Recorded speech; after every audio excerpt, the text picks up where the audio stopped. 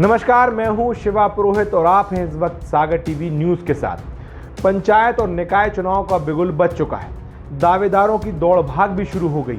Congress, BJP और दूसरी पार्टियां अपने अपने सियासी समीकरणों को बैठाने में लगी हैं और जिताऊ उम्मीदवार की तलाश कर रही हैं। लेकिन एमपी के सागर में नगर निगम महापौर पद के लिए कांग्रेस ने एक ऐसा दांव खेल दिया है जिससे न सिर्फ बीजेपी मुश्किल में पड़ती दिखाई दे रही है, बल्कि सागर नगर विधायक शैलेंद्र जैन धर्म संकट में पड़ गए हैं। क्या है कांग्रेस का ये दांव और क्यों विधायक शैलेंद्र जैन के सामने धर्म संकट आकर खड़ा हो गया है, और आखिर कैसे ये चुनाव ढोलक बिड़ी परिवार की नींव पर वार करेगा, इसका विश्लेषण करने की आज हम कोशिश करेंगे। ये है सागर नगर विधानसभा से बीजेपी विधायक शैलेंद्र जैन। उनके ठीक बगल में उनके छोटे भाई पूर्व विधायक और कांग्रेस नेता सुनील जैन हैं। दोनों भले ही सगे भाई हों, लेकिन उनका रिश्ता भाई के साथ साथ एक दोस्त, एक साथी और एक दूसरे की ढाल का ज्यादा रहा है। भले ही दोनों अलग अलग पार्टियों से हों, लेकिन एक दूसरे की राजनीति इनके रिश्ते पर कभी भारी नहीं पड़ी। दोनों सागर के नामी प्रतिष्ठित ढोलक बिड़ी परिवार से आते हैं, लेकिन साल 2022 का नगर निगम का ये चुनाव ना सिर्फ इन दोनों के आपसी रिश्ते पर भारी पड़ता दिखाई दे रहा है, बल्कि दोनों के बीच सियासी कलम से एक ऐसी रेखा खिंचती दिखाई दे रही है जिसे मिटा पाना आने वाले वक्त में बहुत मुश्किल होने वाला है। ये सब हम इसलिए बोल रहे हैं क्योंकि सागर नगर निगम के महापौर पद के लिए कांग्रेस ने एक बड़ा दांव खेला है और सुनील जैन की पत्नी निधि जैन को लगभग अपना उम्मीदवार बनाना तय कर लिया है।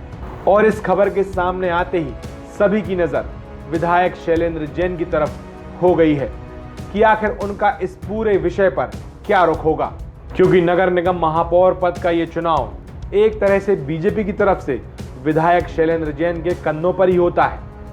पिछला चुनाव हो या उससे पहले का उपचुनाव, दोनों चुनावों में विधायक शैलेंद्र जैन के मन के प्रत्याशी को बीजेपी ने अपना उम्मीदवार बनाया और दोनों बार चुनाव प्रबंधन हो या चुनाव की पूरी बागडोर विधायक शैलेंद्र जैन के हाथ में ही रही और दोनों बार उन्होंने बीजेपी के प्रत्याशी को जीत दिलाई। लेकिन अब जब उनके सामने कांग्रेस के टिकट पर छोटे भाई की बहू निधि जैन चुनावी मैदान में होंगी तो वो एक बहुत बड़े धर्म संकट में पड़ जाएंगे। अगर निधि सुनील जैन कांग्रेस की महापौर पद के लिए उम्मीदवार हुई तो विधायक शैलेंद्र जैन को इस निकाय चुनाव में खुद को पार्टी के प्रति निष्ठा साबित करने के लिए अपनी पूरी ताकत लगानी होगी। छोटे भाई की बहू मैदान में होगी तो उन्हें राजधर्म के साथ साथ परिवार की मर्यादा को भी निभाना होगा। चुनाव में जीत कैसे हासिल होगी, इसको लेकर उनकी रणनीति कितनी आक्रामक होगी, ये भी उन्हें देखने वाली बात होगी। वहीं बात अगर पूर्व विधायक सुनील जैन की करें तो हमेशा उन पर आरोप लगता आया है कि वो विधायक शैलेंद्र जैन के विधानसभा चुनाव के दौरान न्यूट्रल भूमिका में होते हैं, जिसका फायदा विधायक शैलेंद्र जैन को मिल जाता है। लेकिन इस चुनाव में विधायक शैलेंद्र जैन चाहकर भी ऐसा नहीं कर सकते जैसा पूर्व विधायक सुनील जैन उनके लिए हमेशा करते आ रहे हैं। उल्टा निधि सुनील जैन को चुनाव में कड़ी टक्कर का सामना करना पड़ेगा।